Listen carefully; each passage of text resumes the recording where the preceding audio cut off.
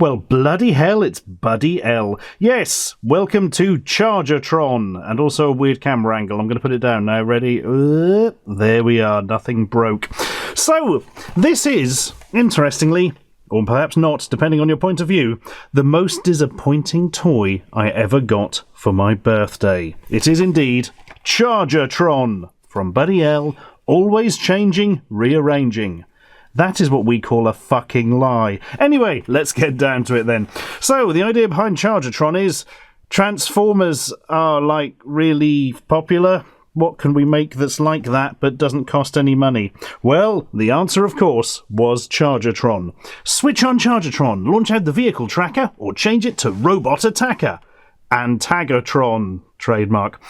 So, to give you a little bit of background on old Tron here, they made two of them, a red one and a blue one. They're exactly the same, they just have different stickers and obviously are moulded in different coloured plastic. This is the bad guy, Tron. Can you guess what the good guy was called? Yes, Tron. Do you see what they did there? And there is Tron in the corner, with an interesting Londis sticker saying that this originally cost £8.49. Probably an awfully long time ago.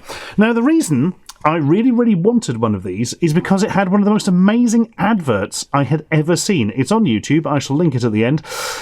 It was kind of a Devo ripoff. Switch on Tron, supersonic machine. Switch on Tron, something or other. Got the lyrics wrong, but that was what it was. It was like this sort of compulsive Devo rip-off tune telling you how amazing it was. Launch out the tracker, changes into an attacker. I remember that bit. Oh dear, I really should watch it again to get the lyrics right. But yes, the whole point is, I was completely suckered in by this advert. Completely. And now I've bought one off eBay. Actually, I bought it bloody years ago. It's been sitting somewhere very dusty, actually, in order to show you why I was so pissing disappointed with it. So, quick look at the back. Collect them both. No thanks. Tron, Tron. Yep, they're the bloody same. Now, there's a backstory that I was not previously aware of, probably because I'd just forgotten it because it's stupid, but here we go. In all galactic lore, there is no story as tragic and hard-fought as that of the twin princes of the rival moons of the planet Robotron. Wonder if evil Otto is involved. Each prince was to rule his own moon, with the most successful ruler eventually becoming the new Emperor of Robotron. Okay, that's a weird system. So you got two sons, give them a moon each, see how they go. Best one gets to run Robotron. Hooray. One of the princes chose evil. It's always one. And destruction as his means to power, and set out to destroy the good prince with the aid of Tron, a giant mutant robot with the ability to charge up and launch a tracker that changes to attacker. Join this interplanetary combat by collecting both Tagatron and his rival Tagatron, the trusted ally of the Good Prince, and create your own galactic adventures. What a load of horse shit. Yeah, it's really odd, because apparently the players in this game are the princes, who are unnamed, and there's no toys of them, and they are irrelevant. It's all about the robots, guys. So I don't know why you've just made them sort of weird henchmen as opposed to the only things in the goddamn toy range, because that's all there were. Anyway, number 1, place tracker firmly in position until it clicks. 2, depress bar halfway to rev up motor. Oh, the world's in a really bad shape. Oh. When power gauge reads red, press bar all the way down and release. Use switch to choose tracker or attacker.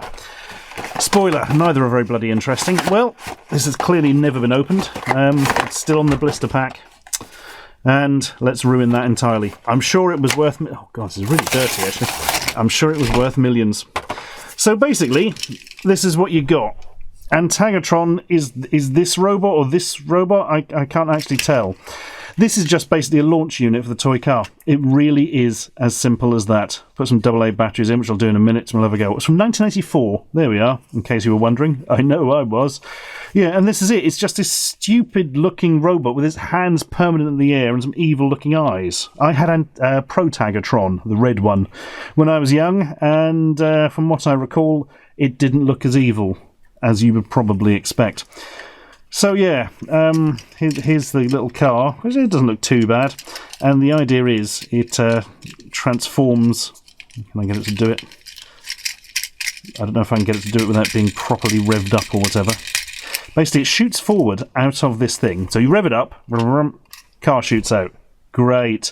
But if you flick the switch, the car shoots forward and then automatically sort of springs to life, so to speak, and becomes a, like, scary robot thing. Here it is. Yeah, I know, it's not great, but in the advert it looks cool, because it went along like that and went, spring! Ah! Evil will be done. So I think it was probably the red one. So it was good will be done, or something. Yeah, it's not the most marvellous design. See, now there's something sort of kish and interesting to it, but I've got to say, back in the day, this was the shitest toy, because I was expecting so much more from it. I was expecting it to be always changing, rearranging, as the advert said, and it said repeatedly on the box, not it shoots forward and that's pretty much it, and it's a bit crap and doesn't really fit in with any of your other stuff. There we are, that's them together. I would say it looks like an amazing Battlestar Galactica, but it doesn't. It just looks like some idiot robot hoisting up a small car. Well, let's go and put some batteries in it and test it out on a hardwood floor then.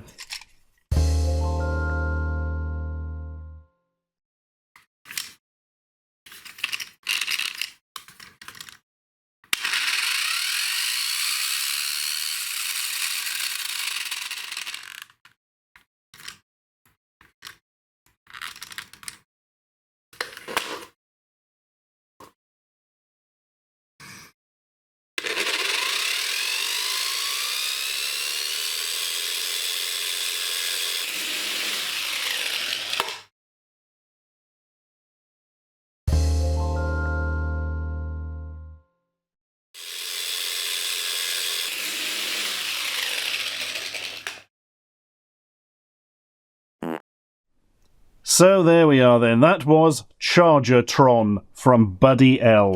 What a bloody disappointment that was. And I gotta say, it hasn't gotten any better over the years.